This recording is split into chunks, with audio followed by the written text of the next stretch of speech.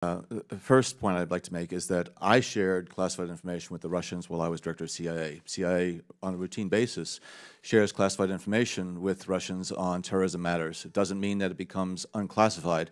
It means that it retains the classification, but is releasable then to Russia or to other partners. So that in itself is not unprecedented.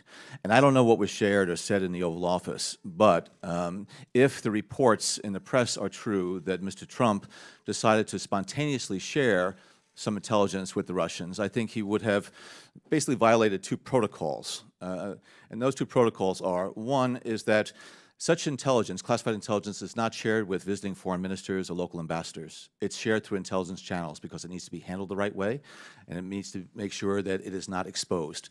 He didn't do that, if the press charges are accurate. Secondly, before sharing any classified intelligence with foreign partners, it needs to go back to the originating agency to make sure that the language in it is not, even just providing the substance, going to reveal sources and methods and compromise the future collection capability.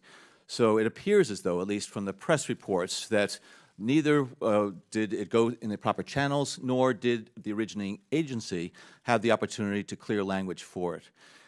So that is a problem. What I would be very concerned about, though, is the subsequent releases of what appears to be classified information purporting to point to the originator of the information, liaison partners. These continue to be very, very damaging leaks, and I find them appalling, and they need to be tracked down. So that was where the damage came from, I think, that it was released in the press.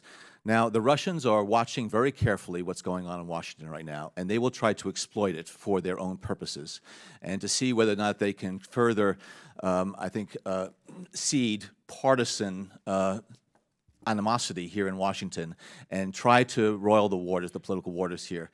And so even though the election is over, I think Mr. Putin and Russian intelligence services are trying to actively exploit what is going on now in Washington to their benefit and to our detriment.